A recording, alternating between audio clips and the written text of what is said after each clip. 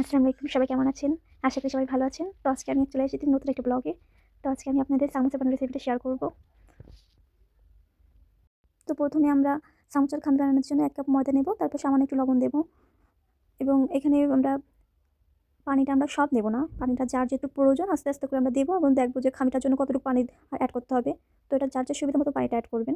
সব একসাথে দিয়ে পানিটা এড করবেন না। আগে দেখবেন কতটুকু পানি প্রয়োজন হয়। সেই হিসেবে পানিটা আস্তে, আস্তে এড করবেন আর মাখবেন, যাতে একদম ভালো হয় খামটা। আপনি একবারে পানিটা যদি দিয়ে দেন তাহলে পানিটার সাথে ময়দা থেকে পানিটা বেশি হয়ে যায়, তখন খামিটা আপনার ভালো হতে চায় না। এজন্য আপনারা একবারে পানি দিবেন না। তো তারপরে আমি ভালো করে এখানে আমি আটাটা মাখবো, যাতে আসলে সামোসা বানানোর জন্য এই আটাটা সবসময় সফট লাগে। সফট করলে যত সফট করবেন ততই ভালো হবে। যেটা আঠার মতো দেখেন একদম আঠার মতো লেগে যাচ্ছে। এরকমভাবে ডোটা করতে হবে। তাহলে আপনার সামোসাগুলো খুব মচমচে হবে এবং খেতেও দারুণ লাগবে। একদম মনে হবে কি বাইরের থেকে আনা। তো ফার্স্ট এরকম করে আমি রেখে দেবো রেস্ট করার জন্য ২০ মিনিট কিংবা ১৫ মিনিট রেখে দেবেন, যার যেমন টাইম। তো হালকা একটু আমি রেস্ট করার জন্য রেখে দেবো। পরে আমি বেলুন এরকম গোল গোল করে আমি রুটিটা বলবো। আসলে সামোসা বানানোর জন্য রুটিটা খুবই পাতলা করতে হয়। পাতলা করলে যত পাতলা করবেন তত মচমচে হবে। রুটিটা যে যেভাবে সুবিধা হয় সেভাবে বলবেন।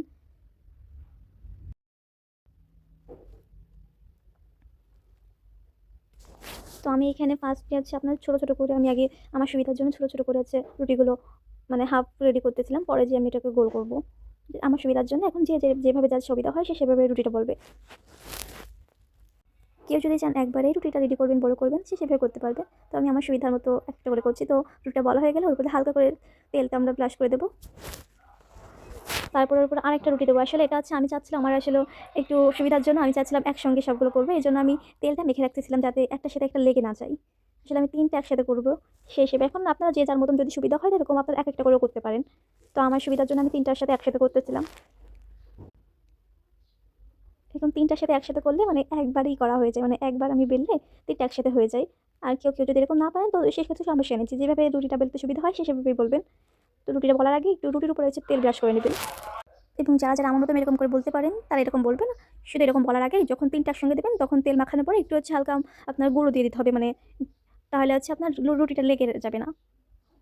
গুঁড়ো না দিলে রুটিটা লেগে যাবে, তখন আপনার উঠাতে কষ্ট হবে। এর জন্য গুঁড়োটা উপরে রুটির উপর দিয়ে দেবেন, যাতে বলা শেষ হয়ে গেলে ওটা আস্তে ইজিলি আপনি উঠাতে পারবেন, কোনো সমস্যা হবে না যাতে। তো তারপরে আমি ৩টাই একসাথে আমি বলার পরে আমি হালকা একটু তাপে দিয়ে দেবো। তো এরকম করে আপনারা সবগুলো একসাথে করে নেবেন। আসলে রান্না এক একজনের আর্ট। যে যেভাবে পারেন, যার যেরকম সুবিধা হয় সে সেভাবে করবেন। আসলে আমার এরকমভাবে সুবিধা হয় বলে আমি এরকমভাবে করি। তো এই যে আমার সামোসা বানানোর যেই রুটিটা সেটা আমার একদম পারফেক্টভাবে হয়ে গেছে। তো আমি এখন ভাজ হিসেবে আকার হিসেবে আমি কতটুকু সাইজ করবো সেই হিসেবে আমার আন্দাজ মতো করে আমি রুটিটা কেটে নিচ্ছি। আপনারাও এরকমভাবে আপনাদের সুবিধা অনুযায়ী আপনারা কতটুকু সাইজ হিসেবে বানাবেন সেই হিসেবে এরকমভাবে আপনারা কেটে নেবেন রুটিটাকে সামোসার আকৃতি করার জন্য।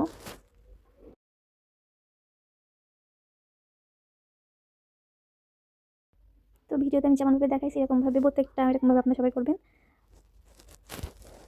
এই যে আমি আগে থেকেই সবগুলো আপনার ভাজ করে রাখছি, যাতে আমার করতে অসুবিধা না হয়।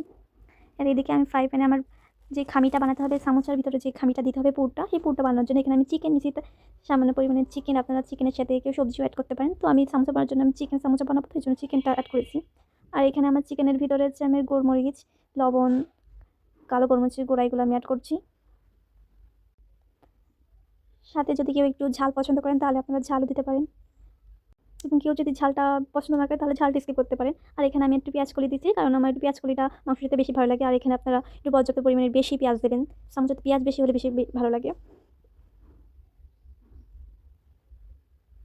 আর এখানে আমি একটু সয়া সস দেবো। তো সয়া সস যদি না থাকে বাসায় তো সয়া সসটা স্কিপ করতে পারেন।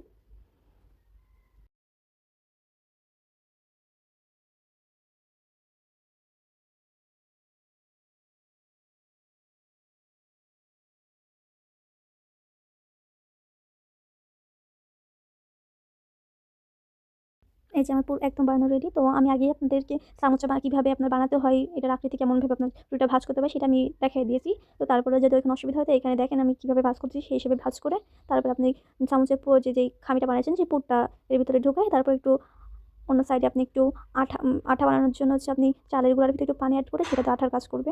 তখন আপনি সামোসা করে চামচের পাশে একটু গায়ে লাগাই দিলে ওটা একদম আঠার মতন লেগে থাকবে এবং সহজে খুলে যাবে না, যাতে তেলে ছাড়লে খুলে না যায়। তো এই যে আমার সামোসাগুলো সব রেডি হয়ে গেছে, তো এগুলো শুধু এখন তেলের ভিতর ছাড়লেই একদম পারফেক্ট, একদম দোকানের মতো সামোসা মনে হবে। আসলে দোকানে সবসময় স্বাস্থ্যকর সমোসা আপনারা পাবেন না।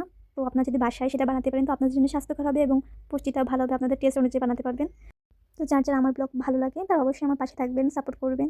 তো আজকের ব্লগ এই পর্যন্ত। টাটা, আল্লাহ হাফেজ।